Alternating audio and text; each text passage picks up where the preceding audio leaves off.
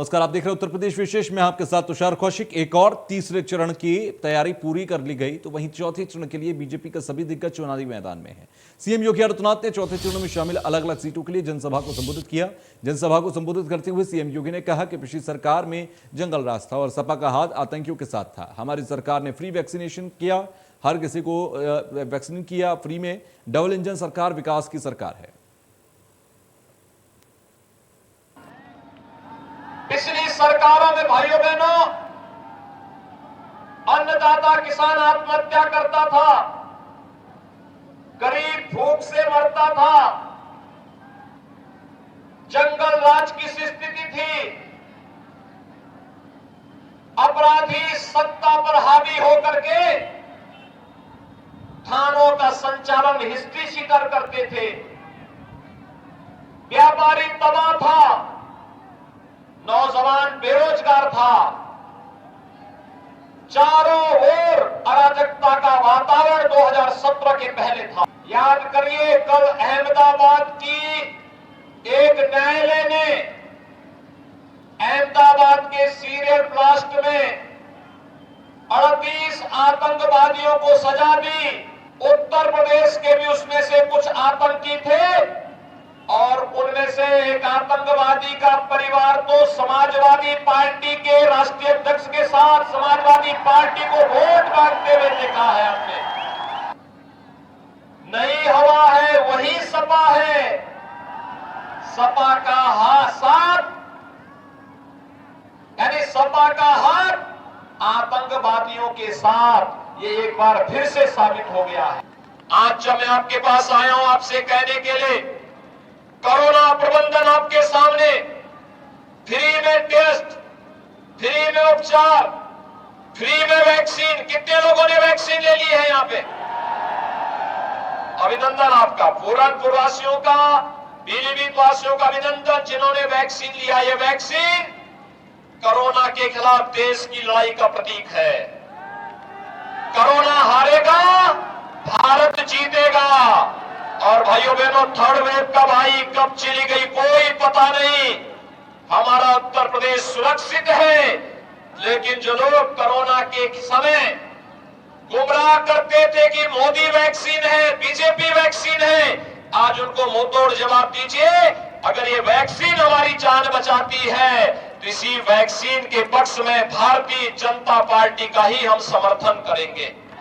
भाइयों बहनों, फ्री में वैक्सीन, सबको वैक्सीन और डबल इंजन की सरकार है तो मोदी जी के नेतृत्व में डबल डोज राशन की भी हर महीने गरीबों को मिल रहा होगा ना। पहले भी मिलता था क्या? पहले बिजली आती थी क्या? सपा की सरकार भी तो मेडिकल कॉलेज बना सकती थी, नहीं बनाया।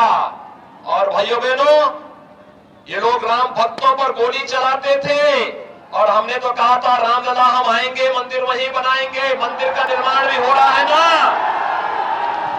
कौन ये काम कर रहा है? कौन कर रहा है? भाजपा कर रही है। डबल इंजन की भाजपा की सरकार कर रही है। तो वहीं बीजेपी अध्यक्ष जेपी नड्डा ने सुल्तानपुर में जनसभा को संबोधित किया। इस दौरान उन्होंने सभा पर निशाना साधते हुए कहा कि पहले की सरकार में त्योहार नहीं मनने दिया जाता था। इसके साथ ही अपनी सरकार की तारीफ करते हुए कहा कि बीजेपी में सबका साथ सबका विकास होता है। क्या? और जब मैं ये कहता हूं तो ये हमारे ही नेता हैं जो छाती ठोक करके सुल्तानपुर की जनता के सामने जाकर कह सकते हैं, अपना रिपोर्ट कार्ड ले करके जाते हैं। कोई political party, Samajwadi party, Indian national Congress कभी भी अपना रिपोर्ट कार्ड लेकर के नहीं आती है। हमेशा नए नए नारे लेकर के आती है। ये हम ही हैं जो कहते हैं कि जो कहा था वो किया है, जो कहेंगे वो करके दिखाएंगे। कुंभ का नाम होता है कि नहीं होता है? दीपोत्सव का नाम होता है कि नहीं होता है? कृष्णा उत्सव के रूप में, कृष्ण उत्सव के रूप में मथुरा जाना जाता है कि नहीं जाना जाता है? और उसी तरीके से वाराणसी में देव दीपावली होती है कि नहीं होती है? ये पहले किसने रोका था? क्यों अयोध्या सुननी पड़ी थी? भव्य कुंभ नहीं होता था? क्यों कुंभ की गलत गलत कहानियां आती थी? आज कृष्ण उत्सव क्यों होता है? ये इसलिए होता है कि जब नेतृत्व सही होता है तो जनता को भी सही दृष्टि मिलती है। ये भी हमको याद रखना चाहिए। हम गद्दी पर बैठने नहीं आए हैं, हम कुर्सी पर बैठने नहीं आए हैं। हम कुर्सी के माध्यम से भारत देश मोदी जी के नेतृत्व में आगे चले, इस पर मोहर लगवाने आए हैं और योगी जी के नेतृत्व में उत्तर प्रदेश आगे बढ़े, इस बात की मोहर लगवाने आए हैं। तो वहीं तीसरे चरण के चुनाव से पहले अखिलेश सरकार ने बीजेपी पर निशाना साधते हुए कहा कि सरकार में अदालत ने आशीष मिश्र को जमानत तो दे दी, लेकिन उसको जनता की अदालत में जमानत नहीं मिलेगी। ये जमानत बीजेपी प्रत्याशियों की जमानत जब्त कराएगी। इसके अलावा कहा कि लखीमपुर की घटना आजाद भारत में जलियांवाला बाग की जैसी है। लखीमपुर में थे, चुनाव है, आशीष मिश्र को रिहाई मिल चुकी है, कितना बड़ा ये रोल प्ले करेगा इस अपकमिंग इलेक्शन में? जमानत जरूर मिल गई है, लेकिन जनता की अदालत से जमानत नहीं मिलेगी। यही जमानत भारतीय जनता पार्टी के प्रत्याशियों की जमानत जब्त कराएगी। इधर हम देखते हैं कि किसानों की आय तो दोगुनी नहीं हुई, लेकिन हाय दोगुनी हुई है। जिस तरीके से आंसू बहे हैं किसानों के, किसान के परिवारों के, एक एक आंसू इनको डुबाने का काम करेगा। यहाँ के किसानों ने देखा है कि किस तरीके से जलियांवाला वाली घटना को याद दिलाती है। अगर आज़ाद भारत में जलियांवाला बाग की कोई याद दिला रहा है तो वो लखीमपुर घटना है, और ये घटना नहीं है, ये पाप किया है जिसका जवाब इन्हें जनता वोट से देगी। तो वहीं तीसरे चरण के चुनाव से पहले शिवपाल यादव ने बयान देते हुए कहा कि इटावा और जसवंत नगर में गठबंधन की सरकार बनने जा रही है। नेताजी यहां से 7 बार विधायक रह चुके हैं और ऐसे में 5 बार यहां जीते भी हैं, तो इस बार 6ठी बार जीतने जा रही है। सर, कल बहुत ही महत्वपूर्ण दिन है। वैसे तो तीसरे चरण का मतदान है, लेकिन जसवंत नगर जो कि हॉट सीट मानी जाती है, खासकर अगर बात की जाए आपके लिए, तो क्या कहेंगे इस विषय में? कितना उम्मीद जता रहे हैं इस बार? कल 20 फरवरी है, वोटिंग होनी है, और यहाँ तो जसवंत नगर इटावा में तो जो अखिलेश यादव के नेतृत्व में जो गठबंधन बना है उसी की जीत होनी है।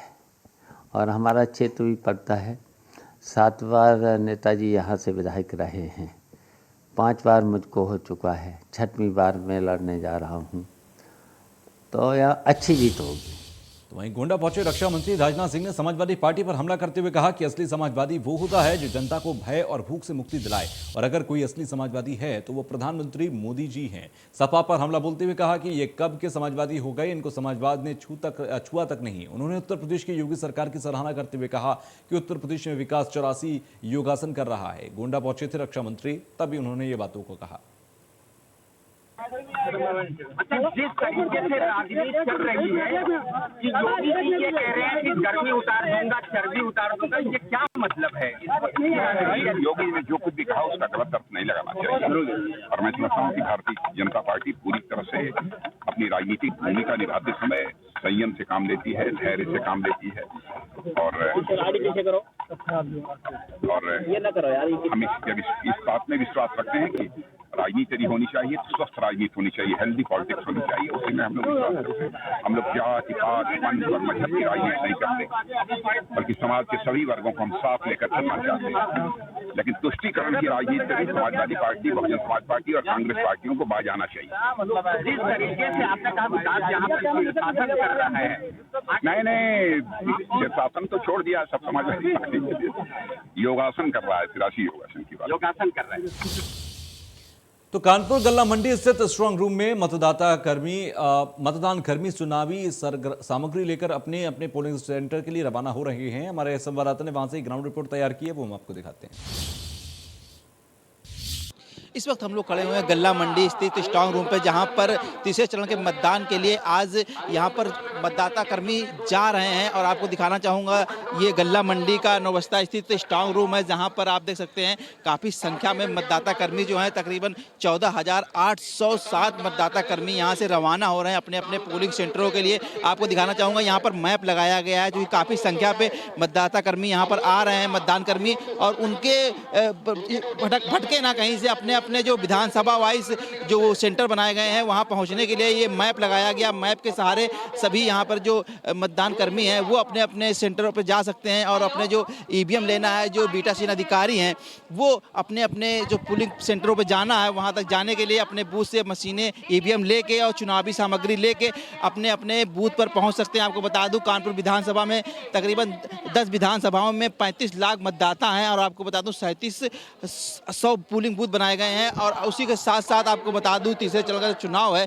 उसकी तैयारियां लमसम पूरी हो चुकी हैं। जो सीमाएं हैं वो सील कर दी गई हैं। किसी प्रकार से जो भी आवागमन हो रहा, पुलिस प्रशासन उस पर सख्त नज़र बनाए हुए है। और कानपुर जो इस समय गल्ला मंडी का नज़ारा है, आप देख सकते हैं, लोग जो मतदान कर्मी हैं आप देख सकते हैं मशीनें लेकर अपने अपने पोलिंग बूथों के लिए रवाना हो रहे हैं। और यहाँ पर जो बसें लगाई गई हैं लोगों को जाने के लिए, उनमें कलर कोडिंग की व्यवस्था की गई है, जो कि उनको समस्या ना हो, अपने कोड के हिसाब से अपने बसों में जाकर बैठ जाएं, ताकि जो पोलिंग सेंटर है उनका वहाँ तक पहुँच सकें। और वहीं प्रशासन की तरफ से ये भी व्यवस्था की गई है, जो मतदान कर्मी हैं उनके लिए छाछ और फल की भी व्यवस्था की गई है प्रशासन की तरफ से। तो अब देखने वाली ये बात होगी, जो 20 तारीख का मतदान है उसमें कितना मतदाता अपना बढ़ चढ़ के मतदान करता है और किस प्रकार से मतदान होता है। कैमरा पर्सन रवि के साथ शिवराज साहू, इंडिया न्यूज़ कानपुर।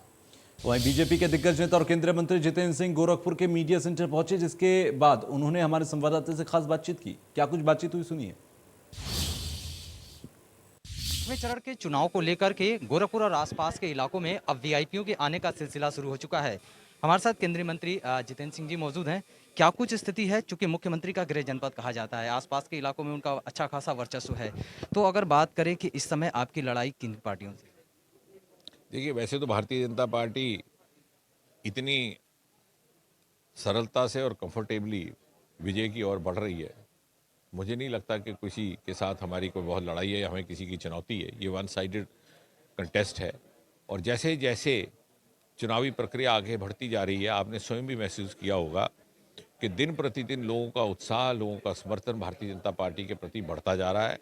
और समाजवादी पार्टी जो बड़े ज़ोर शोर से, बड़े दावे के साथ, ओवर कॉन्फिडेंस के साथ चुनावी मैदान में उतरी थी, ये कह कर के कि एक तरह की उनकी वेव, एक लहर चल पड़ेगी समाजवादियों की, वो स्वयं कहीं ना कहीं महसूस कर रहे हैं कि वो उनकी जो गलत फहमी थी वो ध्वस्त होते नज़र आ रही है। इसीलिए अपनी ही सीट में, करहल में भी सारा का सारा परिवार उतरा।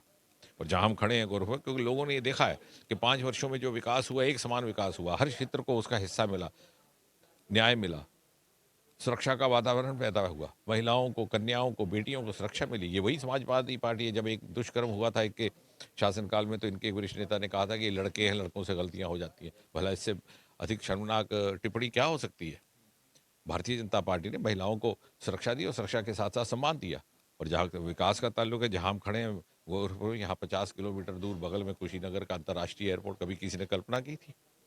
एम्स यहाँ होगा, कभी किसी ने कल्पना की? आने वाले समय में यहाँ गंगा एक्सप्रेसवे, एक तरफ विकास, दूसरी तरफ सम्मान और तीसरी तरफ सुरक्षा। और लोग समझ रहे हैं कि यही वो सरकार है और यही वो व्यवस्था है जिसमें उनका भविष्य सुरक्षित है। लेकिन आपको नहीं लगता कि विपक्ष लगातार आप लोग पर यह आरोप लगाती है कि हमारे कामों को फीता काट करके केवल अपना श्रेय लिया गया?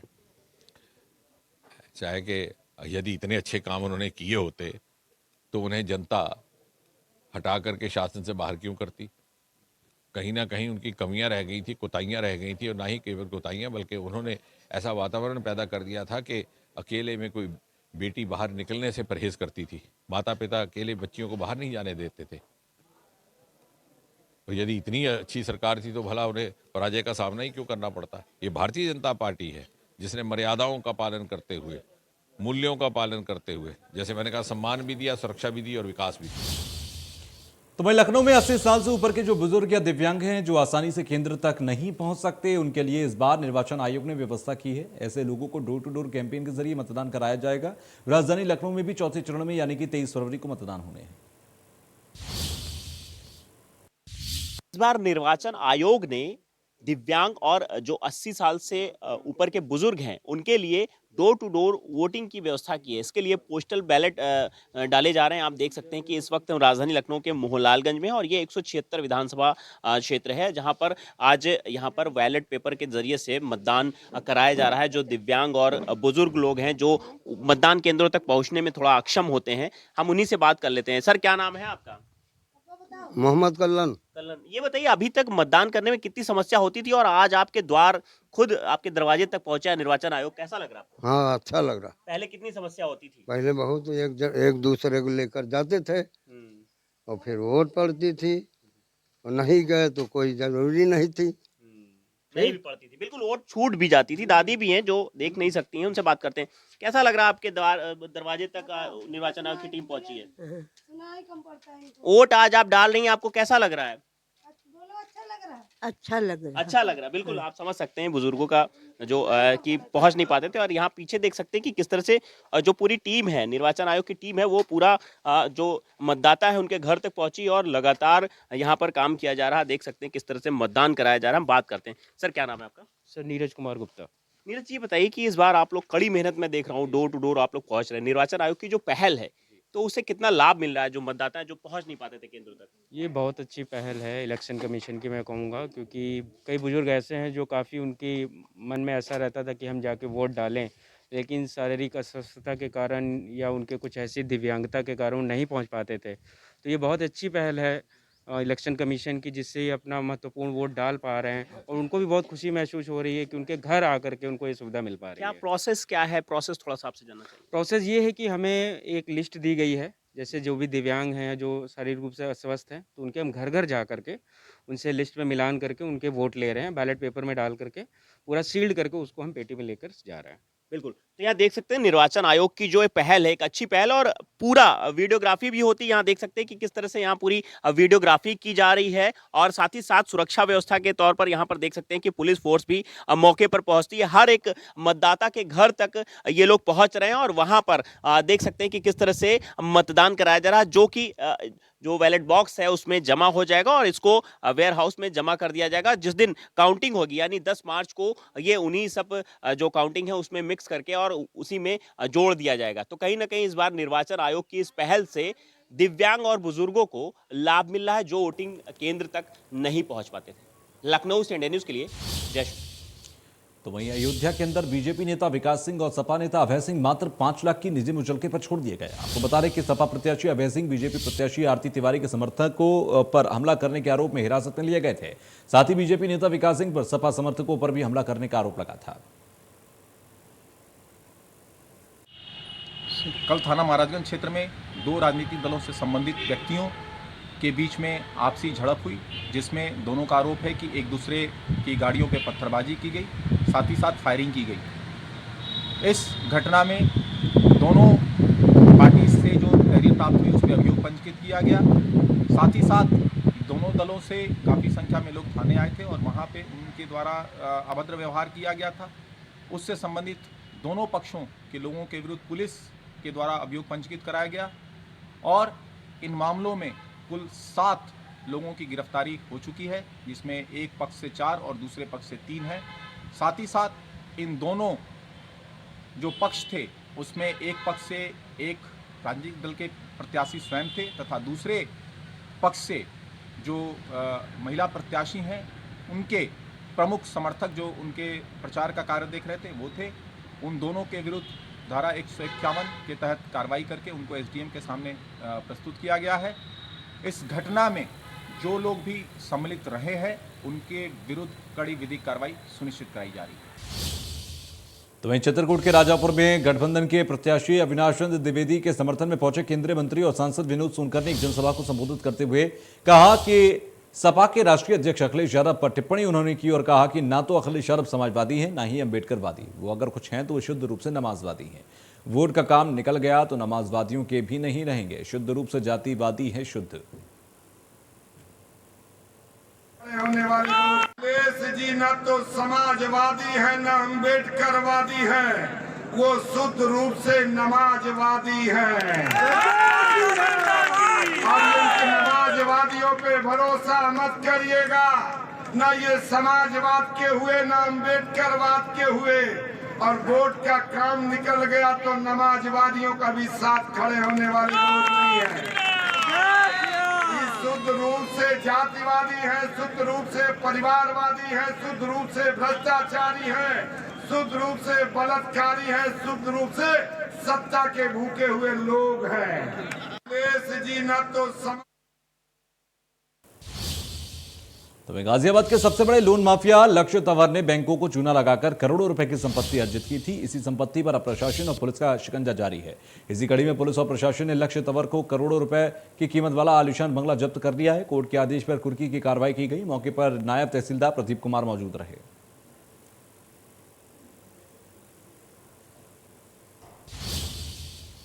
उत्तर प्रदेश विशेष में फिलहाल के लिए बस इतना ही। आगे भी खबरों का सिलसिला जारी है। देखते रहिए इंडिया न्यूज उत्तर प्रदेश उत्तराखंड।